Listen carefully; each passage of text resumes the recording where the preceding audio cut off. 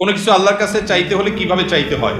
অনেকেই আছে নির্দিষ্ট করে নাম উল্লেখ করে কিছু চায়, যেমন আল্লাহ আমাকে এই চাকরিটাই দেন, আমাকে ওই মেয়েটার সাথেই বিয়ে দিয়ে দেন, বা আমাকে ওই বিশ্ববিদ্যালয়ে চান্স পাইয়ে দেন। আমার প্রশ্ন হলো, কিছু চাওয়ার সঠিক পদ্ধতি কি? দেখেন, এটা ভুল পদ্ধতি। আপনি আল্লাহর কাছে আপনার চাওয়াকে এতটা ফিক্স করে দিবেন।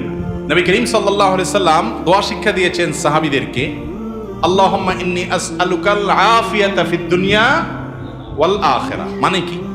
আল্লাহ আপনার কাছে দুনিয়া এবং আখিরাত উভয় জগতে কি চাই? শান্তি চাই।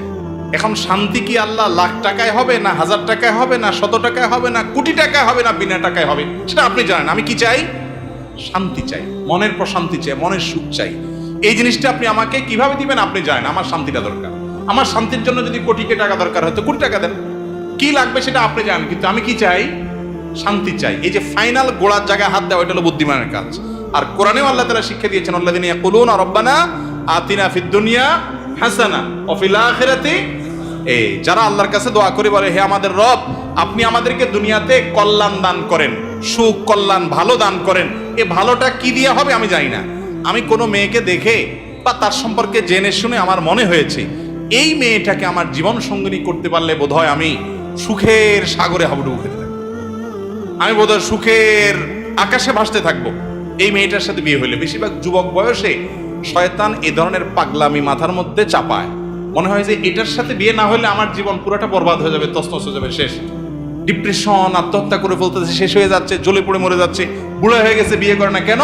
কারণ তারে পাই না, এই জন্য বিয়ে করবো। এর চাইতে বড় নির্বোধ আল্লাহর জমিনে আর দ্বিতীয়টা আছে কিনা সন্দেহ। যে তোমার ছাড়া আরেক জায়গায় বিয়ে বসে গেছে, আলহামদুলিল্লাহ, বুঝতে হবে যে তুমি অজাগায় গেছো, এখন তুমি জায়গায় যাওয়ার চেষ্টা করো। এটা হলো বুদ্ধিমানের কাজ, ঠিক না? ঠিক।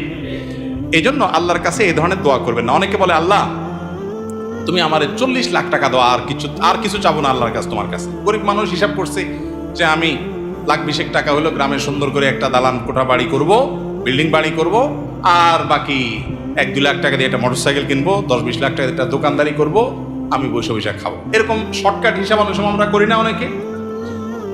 এই ধরনের হিসাব হলো বোকামের হিসাব। একজনকে আল্লাহ তাআলা একদিনে 10,000 টাকা কামাই দিছে, এরপর তারা আল্লাহ তাআলা এমন একটা অসুখ দিছে যে 11,000 টাকা ওইটাতে বিল আসবে, খরচ হাসপাতালের।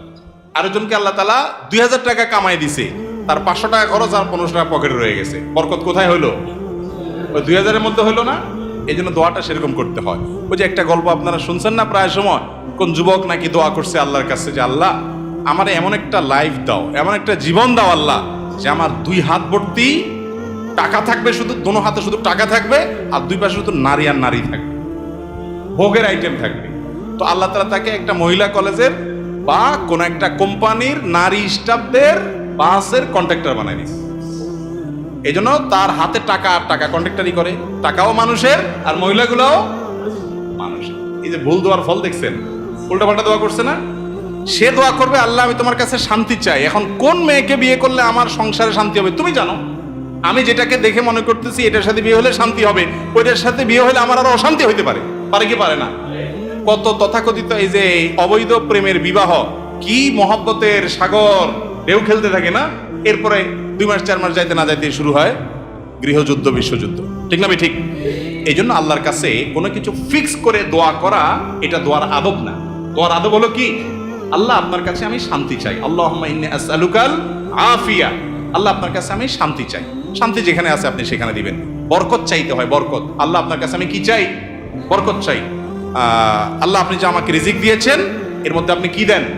বরকত দান করেন। আল্লাহ যদি বরকত দেন, কল্যাণ দেন, তাহলে অল্পতে কি হবে? এই যে একটু আগে আপনার আলোচনায় শুনলেন, আমাদের কাছে এখন পয়সা কড়ি অনেক বেশি, কিন্তু শান্তি অনেক।